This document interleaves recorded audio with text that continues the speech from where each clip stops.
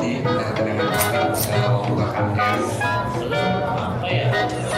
Iya sih, kayak agak malas ya dikit ya.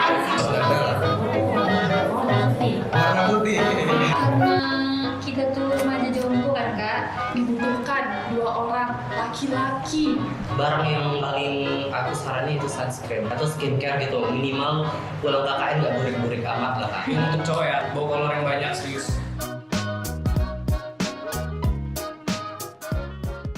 Halo semuanya, aku Syahnari, biasa dipanggil Nari. Aku Amelia Siriaini, bisa dipanggil Amel. Raffi Putra Diafi. Dimas Kawan Andrianto bin Mandi Hartono. Iya pakai bin. Itu mau di KK, di KTP, di akte, di ijazah, semua pakai bin. Berarti besok kalau nikah binnya Iya, binnya bakal 2 kali. Nama saya Angga Bayu Saputra. Nama panggilan biasanya Angga. Kadang ada juga sih yang manggil Bayu gitu. Aku Fitra Ramadan. Nama aku Sakira Dwi Putri, bisa dipanggil Kira. Perkenalkan, nama saya Afan Akbar Al-Syafa, biasa dipanggil teman-teman Apan. Saya Dimas Putra Anjasmara. Teman-teman sering manggil nama saya Anjas. Nama aku Tamara Aprilija Sari, biasa teman-teman aku tuh manggilnya Tata. Nama saya Emilda Fauzia Suje, biasa dipanggil Emil atau Suje, pokoknya terserah apa aja. Halo, nama aku Nur Afiana Dewi, panggilannya Elva dari Universitas Riau, Fakultas FKIP dan jurusan Pendidikan Bahasa dan Sastra Indonesia. Aku mahasiswa semester 6 atau angkatan 2019 dari Prodi Pendidikan Bahasa dan Sastra Indonesia, Fakultas Keguruan dan Ilmu Pendidikan Universitas Riau. Waktu itu aku KKN di dalam kota di Pekanbaru, di salah satu kelurahan di Pekanbaru. Aku dari Universitas Muhammadiyah Riau, Fakultas Ilmu Komunikasi, Program Studi Ilmu Komunikasi. Kemarin aku KKN di Desa Rawangkao, Kecamatan Lubuk Dalam, Kabupaten Siak, luar kota. Kuliah di UNRI Universitas Riau. Jurusan Pendidikan Bahasa dan Sastra Indonesia, Fakultas Keguruan dan Ilmu Pendidikan, angkatan 2020, Universitas Riau. Universitas Muhammadiyah Riau, angkatan 19, dan KKN-nya kemarin di luar kota di Kampar Kiri, tepatnya di Kuntu, dekat Gema. Aku dari Prodi Ilmu Komunikasi Universitas Muhammadiyah Riau semester 7. Di Universitas Muhammadiyah Riau. Kemarin KKN-nya dapat di Kecamatan Kuwo ya, Desa 4 Balai. Angkatan 2018, jadi KKN saya tuh udah berlalu 1 tahun yang lalu. Nah, aku dari Universitas Muhammadiyah Riau, jurusan Ilmu Komunikasi. Aku KKN-nya dapatnya di Kampar Kiri Tengah, itu di Desa Penghidupan. Kemarin KKN-nya dapat di Desa Mayangsari, Pelalawan. Kekhawatiran terbesar orang KKN gitu. Sebenarnya Gak dapet kelompok KKN karena waktu itu KKN-nya waktu masih semester 4 atau libur semester 4 menuju semester 5, jadi takut gak dapet kelompok KKN. Loh, sangat. Takutnya lebih ke ini sih, lebih ke keanggotaannya. Karena kan semuanya itu kan dari prodi-prodi lain, terus digabung jadi satu kelompok yang kita nggak tahu latar belakangnya gimana, kesehariannya gimana gitu. Jadi aku nggak ada takut gitu sebelum KKN tuh, justru karena ekspektasi aku yang terlalu tinggi, aku nganggap KKN itu bakal enak-enak aja gitu. Ya tempatnya, airnya gitu. Kayaknya aku orangnya yang terlalu enjoy gitu ya kan, jadi kayak KKN yang kayak jalanin aja gitu. Dulu tuh sebelum KKN tuh mikirnya kayak aduh, harus keluar kota, harus apa gini, persiapan segala macem. Belum lagi nanti berbaur sama orangnya, belum lagi kelompoknya, belum lagi macem-macem sih pikirannya. Gak dapet teman KKN takutnya karena waktu itu kan ada grup untuk cari anggota KKN. Nah di grup itu tuh orang-orang tuh pada cari dibutuhkan 2 orang laki-laki. Selain FKIP lagi. Nah itu tuh yang buat ketar-ketir nih. Waduh kayaknya gak bakal KKN tahun ini deh. Kedekatan laki-laki perempuannya sih takutnya. KKN-nya tuh kelompoknya tuh gimana ya, bisa dibilang sendiri di situ, nggak ada kenal sama teman yang lain gitu. Cuman mungkin ada kenal sama anak PBSI, cuman kayak nggak deket kali gitu. Berarti KKN-nya kelompok atau individu? Kelompok, cuman nggak kenal. Masalahnya masih nggak kenal karena mungkin online juga kan. 2 tahun kan, karena saya angkatan 20. Berarti kayak adaptasinya gitu. Iya, adaptasinya yang susah. Iya. Ya itu sih lingkungan sih, kayak lingkungan dari tempat saya KKN itu nanti, sama ini kayak kelompok saya nanti, kelompok kedepannya kayak gimana gitu. Soalnya kan saya tuh awalnya mikir kalau saya sendirian gitu dari fakultas saya sendiri tuh mungkin saya bakal kesulitan untuk berinteraksi dengan kelompok baru saya gitu. Tapi rupanya malah lebih banyak fakultas dari saya gitu. Jadi saya kayak merasa lebih nyaman aja untuk berinteraksi dengan teman-teman saya. Uang. Kalian butuh uang untuk melaksanain proker, untuk tinggal di tempat KKN, pasti butuh uang sih. Perlengkapan sih paling baju-baju segala macem, terus juga bekal apa sih, kayak peralatan untuk tinggal gitu, peralatan masak, peralatan macem-macem buat bertahan hidup lah selama KKN gitu. Saya nyaranin kain lap sih atau kain buruk. Kain lap atau kain buruk? Iya, karena kain lap atau kain buruk tuh yang paling berguna sih di antara kain-kain yang lain. Soalnya kain lap, karena pernah waktu KKN ini nggak ada kain lap, jadi terpaksa ngelap kayak kotoran tuh, kayak debu-debu tuh pakai baju sendiri. Barang yang paling aku saranin itu sunscreen atau skincare gitu, minimal pulang KKN nggak burik-burik amat lah Kak. Sunscreen, terus sama bawa baju banyak-banyak. Yang untuk cowok ya, bawa kolor yang banyak, serius. Bawa kolor yang banyak. Soalnya temen-temen aku KKN kolornya sepakaian gitu yang cowok. Misalnya punya aku habis kan, terus aku pakai punya temen aku gitu. Iya serius, bawa kolor yang banyak. Bawa kolor yang banyak, serius.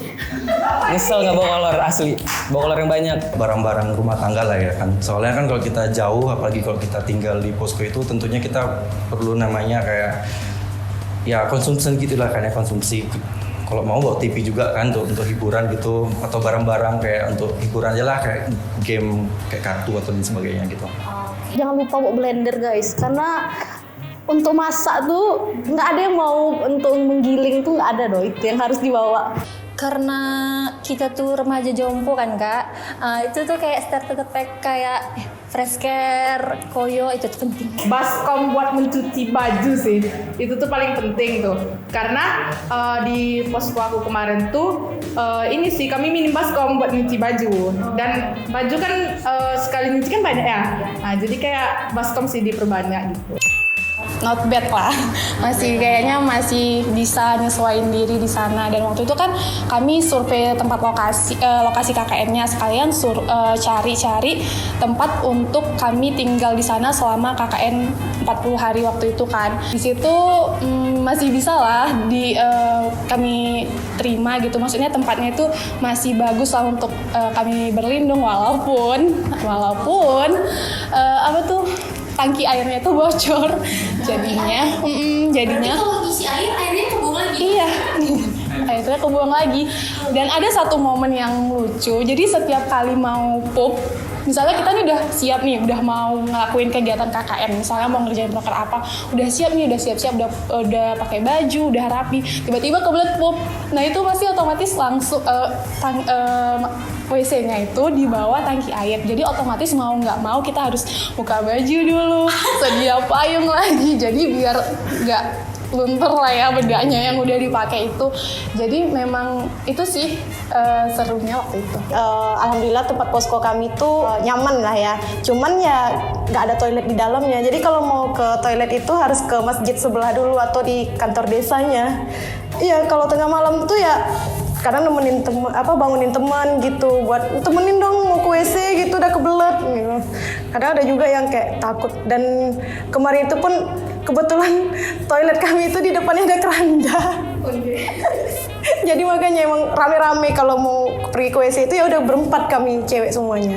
Itu posko cewek ya, kalau posko cowok nyaman orang tuh. Karena KKN-nya di dalam kota ya, jadi kayak sepi banget. Kalau untuk posko sebenarnya nggak terlalu jelek-jelek kali ya, yang kalau dibilang kan masih di pedesaan nih, jadi bisa dibilang poskonya itu nggak jelek-jelek kali dan nggak bagus-bagus kali. Kalau untuk perempuan ya oke lah, karena dia kan emang rumah tinggal gitu, jadi enak lah, fasilitas semua ada. Tapi kalau posko kami gitu. Posko kami yang pertama udah bayar karena dia sewa ruko. Rukonya tuh emang udah nggak terpakai. Cuman ya kebetulan di situ kosong. Kebetulan juga yang punyanya ruko tuh minta disewakan. Jadi kami bayar 700.000. Terus kelayakan untuk poskonya tuh sebenarnya nggak layak sih. Karena gimana? Dia tuh ruko 2 lantai. Cuman dia tuh emang udah nggak terpakai. Kayak misalkan atapnya ini bolong-bolong, terus kacanya tuh pecahnya tuh ya pecah gimana ya, pokoknya pecah lah, terus ditambal sama kayu gitu, kayu silang gitu. Kalau untuk kamar mandi sih oke gitu, tapi di luar. Kalau airnya dia dari PDAM, jadi nggak nentu kapan dia hidupnya airnya. Ya kaget, nggak nyangka ya, nggak expect bakal semewah itu sih. Bayangin aja tiap pagi tuh dibuatin sarapan sama ibu poskonya. Iya, kurang baik apa coba? Bayar nggak? Enggak. Full, nggak bayar. Cuma. Iya, listrik pun nggak, sama sekali. Enggak, gratis. Enak dong. 0 rupiah untuk posko mah. Kalau untuk desanya sendiri sih ya kayak pada desa petani pada umumnya gitu ya, lumayan makmur gitu. Kalau untuk poskonya sih awalnya kayak kami kan ngambil posko di perumahan gitu, komplek gitu, tipe 35 gitulah, jadi nggak besar nggak kecil. Tapi karena kita rame itu sampai 28 orang, tentunya kecil lah itu ya poskonya gitu. Ada cerita juga sini. Awalnya kami mau nyewa 2 posko gitu, tapi akhirnya satu aja yang di ini karena mungkin faktor biaya juga ya, keuangan juga pengeluarannya nanti. Awalnya poskonya itu benar-benar kayak kalau dari penjelasan dari yang punya rumahnya tuh dia nggak dipakai lagi rumahnya itu karena orangnya pergi gitu. Jadi benar-benar masih semak belukar halamannya. Jadi ya kita sampai sana tuh langsung gotong royong gitu. Sebenarnya memori juga sih. Wih, keren. Kan awalnya tuh kami KKN-nya survei. Ini kan cowok-cowok nih yang dapatkan survei pertama itu cowok-cowok. Jadi kami yang cewek-cewek cuma lihat dari video aja kan.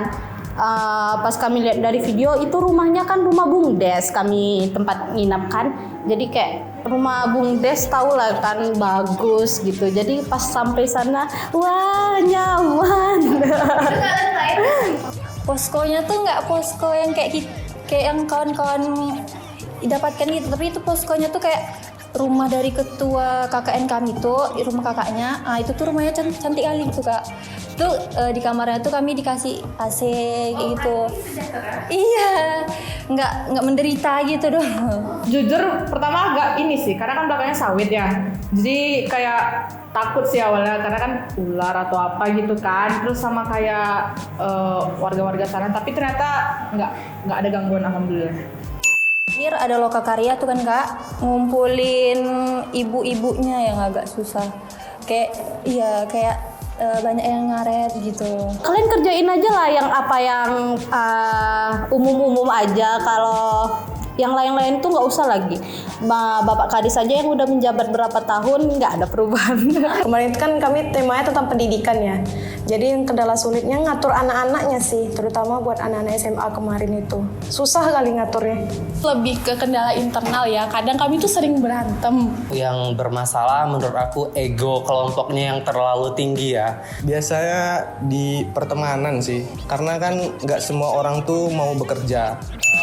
Kayaknya Kenangan manis sebenarnya banyak gitu kan, tapi yang membekas Adik-adik sih khusus. Adik-adiknya tuh datang ke kami gitu, bang, aku suka ini loh, aku suka itu loh, aku mau jadi tentara, aku mau jadi Jokowi gitu aja. Waduh. Iya itu.